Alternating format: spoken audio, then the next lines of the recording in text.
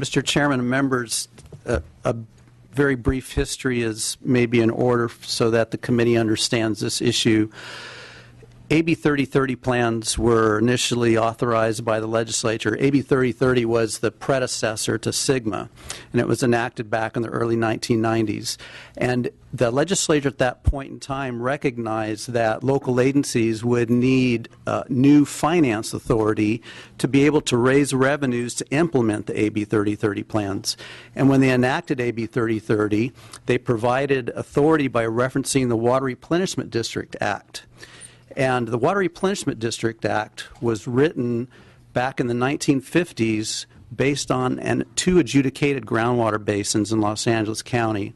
And there are conditions precedent in the Water Replenishment District Act that preclude the ability of local agencies in unadjudicated basins elsewhere to be able to impose those fees. So the problem we had with AB 3030 plans is we had plans, but we had no money to implement them. And so the Valley Ag Water Coalition last year wrote the financing chapter, which eventually came into and became a part of SGMA. And SGMA authorizes local agencies that have AB 3030 plans to rely on this new financing authority. But we can't rely on that authority if we can't amend the AB 3030 plans. It's really quite simple. Thank you, Mr. Reed. Mr. Dolly. I want to thank the author for bringing this bill. As somebody who was on a board of supervisors in the 90s when they actually passed AB 3030 and worked very diligently in our county to abide by that law, and you're exactly correct. Financing at the county level was very difficult to. Prop 218 allows you not to go out without a 2/3 vote. It's very difficult to get those plans implemented, and this is a common sense bill that will help bring that over into the SGMA process. Thank you for bringing it forward. Any other comments? We do have a motion. Mr. Bigelow. I'll second. Did we have a motion? Oh, we didn't have a second. Great. Well, we've got it if we needed it. Mr. Bigelow, this is a complicated area of law, like all of it that we're dealing with. I'm going to support your bill today, and just thanks for trying to address this issue. And you know, we're obviously going to kind of be working on it for a little while to make sure it does what we're trying to do. Absolutely, and I thank the chair for his efforts and all of the staff. For working with me on this bill to make sure it gets through and it does everything that I'm saying that it'll do. I think Mr. Reed, I want to thank him for being here today to talk on that particular concern that might have been raised. You know, under Senate Bill 1319 and Senate, Assembly Bill 1739, both of those picked up the cleanup language that he was referring to, and we appreciated that. And so that's how we're trying to get here, is to continue to solve the problems that have been created. So I think the silver lining in this drought is that it is serving as a catalyst for Californians to change their habits and learn how we can use water more efficiently. And I think that's what we're trying to do here legislatively, be more efficient. So I would encourage an aye vote. Thank you, Mr. Bigelow. We'll call the roll. AB 453 do pass. Levine? Aye. Levine, aye. Bigelow? Aye. Bigelow, aye. Dolly? Aye. Dolly, aye. Dodd? Gaines? Garcia? Aye. Garcia, aye. Gomez? Gray? Aye. Gray, aye. Harper? Aye. Harper, aye. Lopez? Aye. Lopez, aye. Mathis? Medina? Aye. Medina, aye. Rendon? Ridley Thomas? Aye. Ridley Thomas, aye. Williams? Aye. Williams, aye.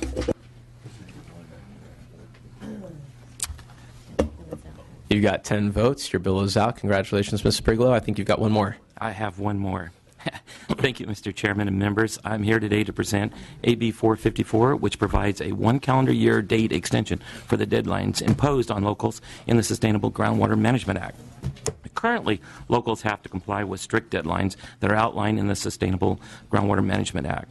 Those deadlines include allows the board to designate a basin as a probationary basin after June 30th, 2017 if there is not a groundwater sustainable agency and no local agency has submitted an alternative. I have extended that date to June 30th, 2018. Proposal. Higher medium priority basins that are not subject to critical conditions of overdraft must be managed under a groundwater sustainable plan or coordinated groundwater sustainable plan by January 30th, 2022. I'm requesting to extend that deadline to January 31, 2023. If a plan is deemed inadequate or managed in a way that will not achieve the sustainable goal, the State Board can step in and designate the basin as probationary basins after January 31, 2025. I'm requesting an extension deadline to January 31, 2026. The deadlines imposed by SGMA are brought to be unrealistic as locals determine the authorization of agencies to handle the navigation of SGMA for groundwater basins. I would just simply request an aye vote on this bill. Thank you, Mr. Bigelow. Any testimony in support? Any witnesses in opposition?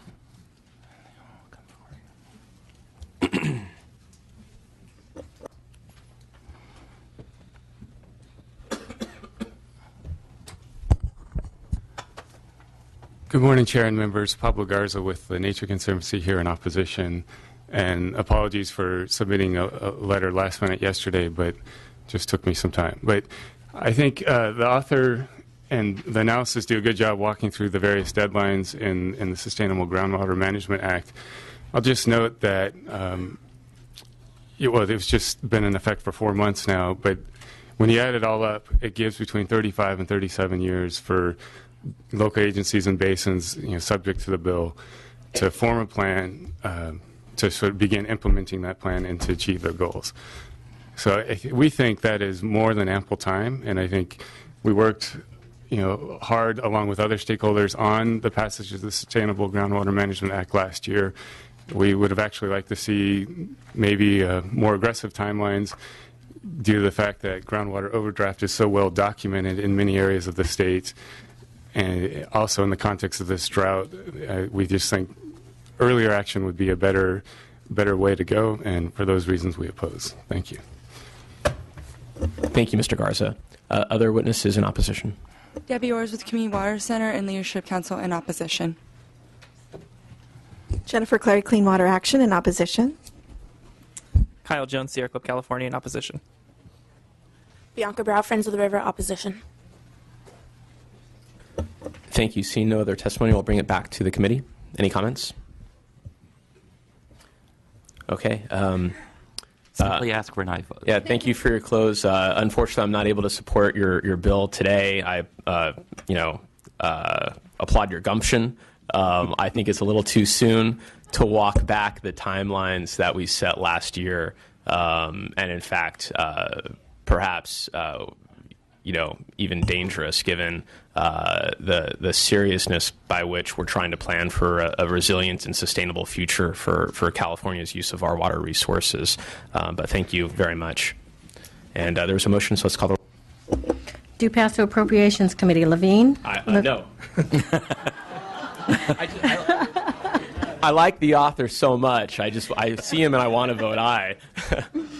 Levine, no. Bigelow? Aye. Bigelow, aye. Dolly? Aye. Dolly, aye. Dodd? Gaines? Garcia? No. Garcia, no. Gomez? Gray? Aye. Gray, aye. Harper? Aye. Harper, aye. Lopez? No. Lopez, no. Mathis? Medina? No. Medina, no. Rendon? Ridley Thomas? Aye. Ridley Thomas, aye. Williams? No. Williams, no.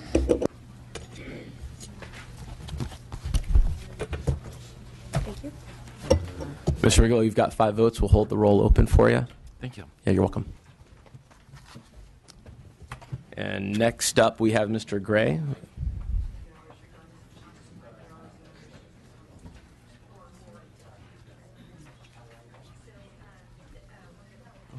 Well, they're going to make all these points for us, won't they? Oh. Aren't they going to just come up on their own?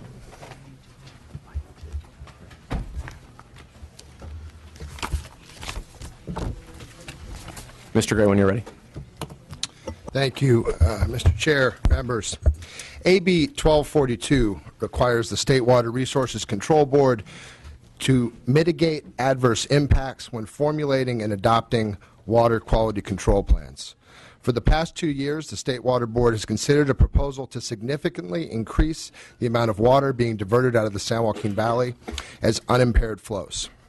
That plan would divert as much or more than 350,000 acre-feet of water.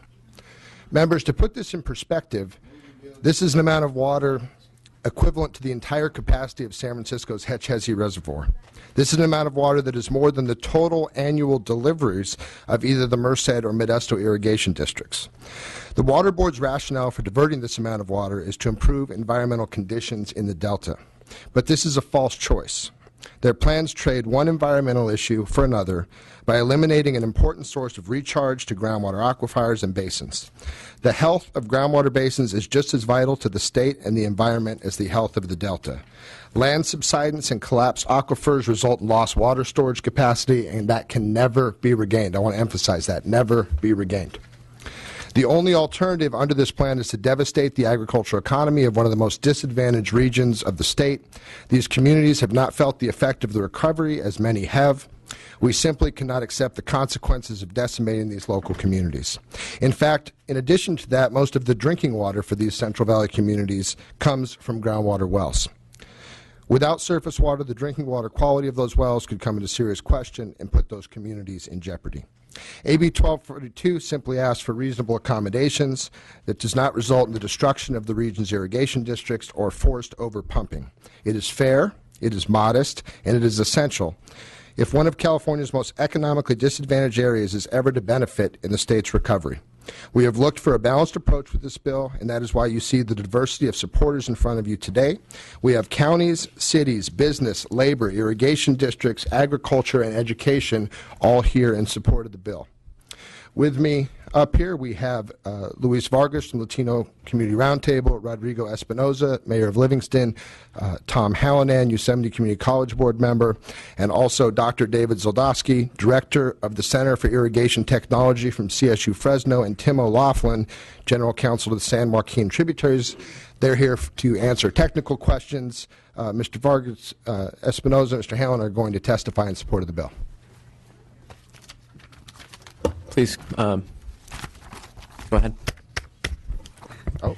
My name is John Mensinger. I'm Vice President of the Modesto Irrigation District Board of Directors.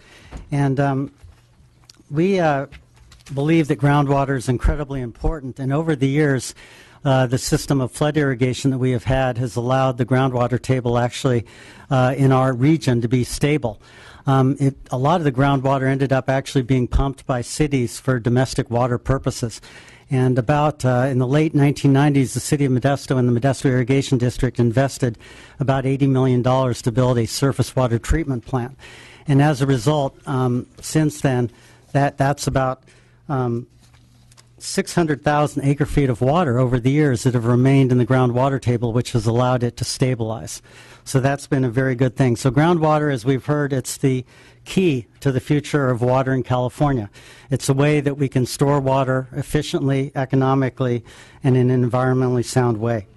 So we support Adam Gray's bill because it will allow for the sustainability of groundwater basins. And as Adam mentioned, to take away the 300,000 acre-feet we're talking about would devastate our region. It would cause us to overdraft the groundwater basins, and once you start overdrafting the groundwater basins, you have real problems. So we are strongly in support. Thank you. Any other? Yeah. Go, hold on just in one moment. So you, Mr. Gray wanted two people to provide testimony, and I just want to make sure that they get an opportunity to do that. Yeah, I'm just going to do me too. So. Yeah. Oh, okay. Yeah, come on up. So you guys have the remainder of the 6 minutes of testimony. So 4 minutes.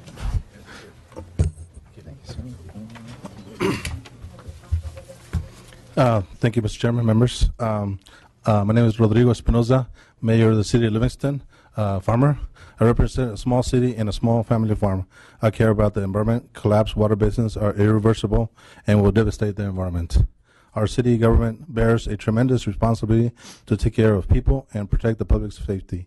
We can only do so effectively when we have adequate means. Livingston is a small minority community with a population which is 17% South Asian and over 70% Hispanic. We depend on the revenues generated by agriculture and its economic multiplier for our lifeblood. Additionally, we rely on a sustainable groundwater supply for drinking water. This proposal will threaten our already compromised water quality and drinking water supply. It makes no sense to demand improved groundwater management while taking away the most important tool of groundwater recharge, agricultural irrigation. I respectfully ask that you support Assembly Bill 1242. Thank you. Thank you, Mr. Mayor. Good morning. I am Luis Vargas. I am the Vice President of the Latino Community Roundtable.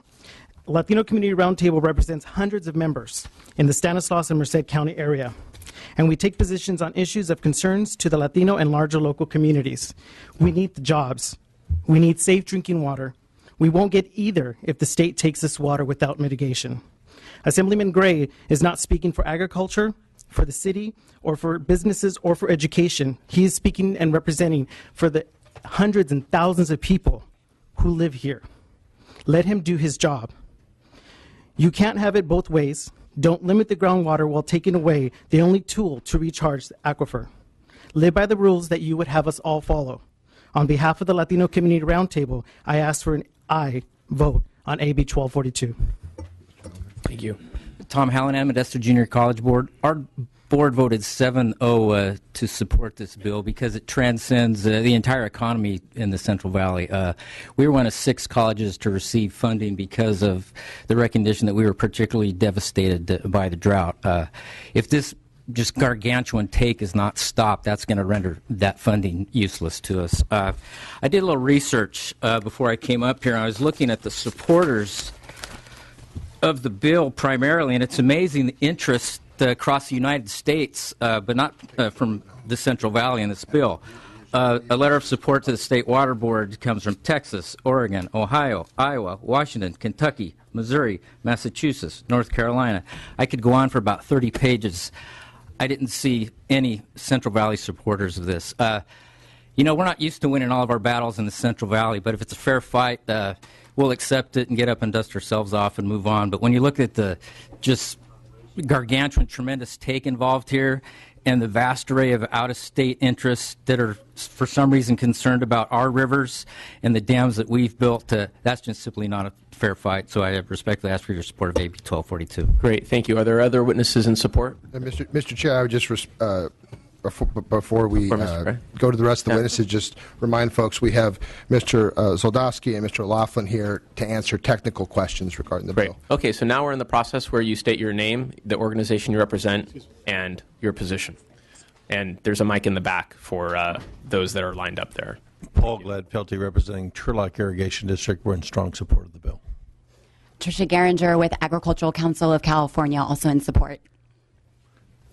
Dr. Steve Gomes, Merced County Superintendent of Schools, and very much in support of this bill. As we continue to monitor the wells in our rural schools, we see that diminishing supply, and we're going to run out of water, and we're not going to be able to replenish those. And those schools and kids are going to be drinking a lot of bottled water. Thank you. I just want to remind people, just state your name, your organization, and your position, please.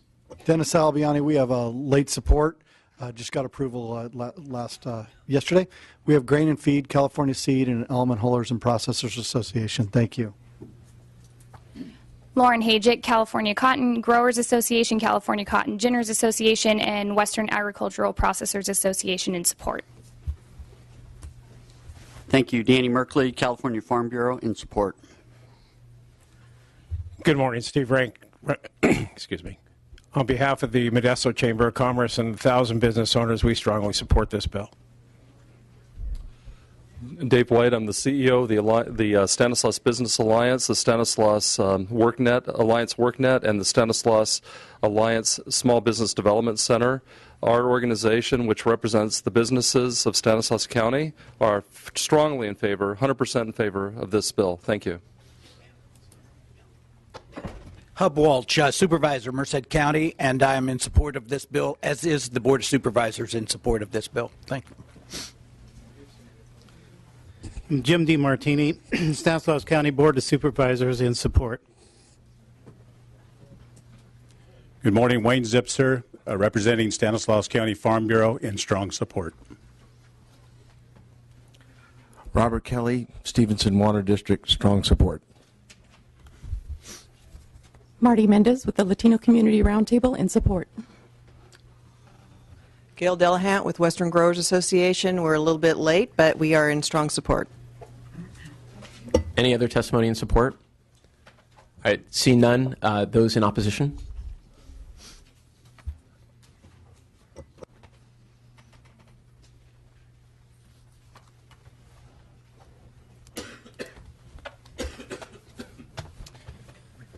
Good morning. Doug Obigi with the Natural Resources Defense Council. We urge a no vote on this bill, unfortunately. We have to oppose it because the bill proposes to really hamstring the State Water Resources Control Board's existing authority to balance all the uses of water and really to prioritize some uses above others. For decades, the board has been looking at increasing flows in the San Joaquin River. In many years, as much as 80% or more of the flows are diverted, which has had devastating impacts on the state's salmon and its salmon fishermen across the state. The board is looking and is required by existing law to look at all beneficial uses, to balance those uses, and to try to find solutions that benefit everyone, including looking at impacts to groundwater. But this bill would require the board to fully mitigate impacts to groundwater from one particular activity and not extend that to any other activity, really disadvantaging the board's ability to uphold the public trust and fulfill all of its obligations. So for those reasons, we believe the bill is unnecessary and harmful to the environment, and we urge your no vote. Thank you. Good morning, Chair and members. Pablo Garza with the Nature Conservancy, also here in opposition. I think Mr. Ovigi stated it well, but our concern is that the Sustainable Groundwater Management Act, I think the point in our view is to look at a given basin and balance all of the uses of the groundwater and surface water in that basin for agriculture, for industrial activity, for drinking water, for communities, and for the environment, and make sometimes difficult decisions to balance the needs across all those uses and achieve sustainable management over the long term. So we think this undermines that effort by placing certain uses above others. And furthermore, we think it's inappropriate to require the State Water Resources Board to mitigate for the adverse impacts of others' activities. So for those reasons, we also oppose and urge a no vote. Thank you. Right. Others in opposition, please state your name, your organization, and your position. Jennifer Clary, Clean Water Action, in opposition. Phoebe Seaton, Leadership Council, and just for reference for the committee, we are based in the San Joaquin Valley and work with communities throughout the valley. Debbie Orrs for Community Water Center, in opposition. Kyle Jones, Sierra Club, California, in opposition. Bianca Brow, Friends of the River, opposition. Great, thank you. And I think Mr. Obigi had raised an interesting point about the State Water Resources Control Board's role with the Water Quality Control Plan, and it might be helpful to get technical responses from them. And I believe we have Les Groper, the Assistant Deputy Director for the Division of Water Rights, and Rob Eagle, the board's legislative director, who may have some technical input on this. You can come up to the table, please.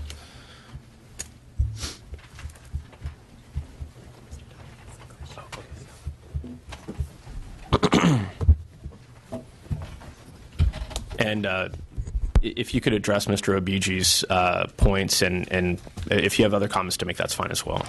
Sure. Well, I'd like to just start with just a description of the process that we're in the midst of, because it's a multi-year process where we're developing an update to the water quality control plan for the Sacramento and San Joaquin River Delta, the Bay Delta. This process commenced in 2009 with the notice of preparation, where we did a periodic review where we identified where might there be problems or issues that we need to take another look to see how do we provide reasonable protection for beneficial uses, including fish and wildlife beneficial uses, ag uses, municipal uses. So since that time, we've been preparing the technical documentation and also the environmental documentation that evaluates what would be the effects of the proposed new objectives, including flow objectives. This is a multi-year process, a multi-phase process. This is the first phase, which is looking at San Joaquin River flows to protect migrating salmon and southern delta salinity, agriculture in the southern delta. Phase 2 will be looking at all the other elements of the Bay Delta plan, including Sacramento inflow and things in the delta. But the reason for focusing first on the San Joaquin River part of it is that we've had efforts in the past. We've had the VAMP experiment that occurred subsequent to the 1995 plan, which tried to evaluate what would be the range of flows that might be protective of salmon. We didn't get all the information we had hoped to get from that plan. And what we see is that the San Joaquin River is providing really a small fraction of the flows that are coming elsewhere through the in the Delta watershed. As I think was already stated, the San Joaquin provides really less than 20% of the flows to the Delta. And in terms of a metric that we look at in terms of unimpaired flow, sometimes in the single digits during this important period, 5-6% of the unimpaired flow is provided during a critical period for migrating salmon of February through June. So that's part of the reason for focusing initially on the San Joaquin River part, is because it is so much disproportionately lower than what's happening in the rest of the Delta. Also, it was important to address issues of Southern Delta salinity because we have standards that haven't been met. So the proposal that went out in terms of the environmental documents and the draft regulation went out as part of a long public process. We released documents in December 2012. And before that, we had a series of workshops, and the issues of effects on groundwater, for example, has been one of the key issues, but also the effects on hydropower, and any proposal like this that would do the balancing that the State Water Board does in terms of, well, how much water should be appropriately provided to provide reasonable protection to fish and wildlife. That needs to be balanced against all the other public interest needs of water. So a series of workshops that happened from 2009 through 2012. We had the release of the 2012 document, and we received lots of testimony in terms of what would be the agricultural effects, what would be the effects on groundwater, on the supply of the city of San Francisco. So for that reason, we were doing a reanalysis of all of those effects, because we do much of what's described in this plan. What are the effects on groundwater? That's key to understanding what would be the effects of this proposal. So we're in the midst of preparing an update to that analysis that we'll be putting out later this summer. Again, for part of our public process, there'll be an open comment period to see, well, are we providing the information that informs that public process? Because it really does just come down to that balancing. How do you balance the needs for providing protection of fish and wildlife against all of the public interest needs of water, including agriculture, and including what would be the effects on groundwater? So the past report had what could be the effects on groundwater and surface water supplies, and the future report will have the same thing. And what it finds in general is that the 2012 reports found that on average it could have about 181,000 acre-foot effect reduction on the availability of water for agricultural uses, because that's the quantity of water that would be needed to achieve a 35% of unimpaired flow in the San Joaquin River system. Okay, that's great. And then, Mr. Eagle, if you could be more focus a little bit more on the specifics of the bill and how that would interrelate to what the work is that you're doing. Mr. Chairman, Robert Eagle, Legislative Director for the State Water Board. And I did want to clarify, we do not have an approved position on the bill. We're here at the request of the committee to provide technical assistance and response to the committee's questions. And I'm actually going to defer to Mr. Grover to talk about to respond to your question. Great. Mr. Dolly had a comment. I actually have a couple questions on this bill. Under the Water Board's proposal to increase the flows by a minimum of 35%, which is coming from the irrigators, I assume, is where it's coming from. What are the chances that they can achieve a groundwater sustainability? Can somebody answer that question for me? Maybe, okay. As pointed out by the Water Quality Control Plan, SED, that Mr. Grover just mentioned, that was issued in 2012, the answer is they can't. So what's going to happen here, just cut to the chase and get to the point of the bill, is in 2012, the State Board issued a Water Quality Control Plan, SED. They found that if the water was sent down the river, roughly 300 to 350,000 acre-feet average annual, that there would be significant and unavoidable impacts to the groundwater basins in San Joaquin, Stanislaus, and Merced counties. And that was unrefuted. And so what the problem was with the analysis that was done by the State Board is we asked them, we said, okay, what are the mitigating impacts that we can do? Can you identify storage? Can you identify conjunctive use? Can you identify projects that we could do to offset this? And the response was no. And so what's going to happen here basically is the board's going to go through this process again, adopt a statement of overriding considerations. It's going to be foisted on the irrigation districts in the counties to come up with a plan and proposal to mitigate for that water that has been lost that cannot be replaced.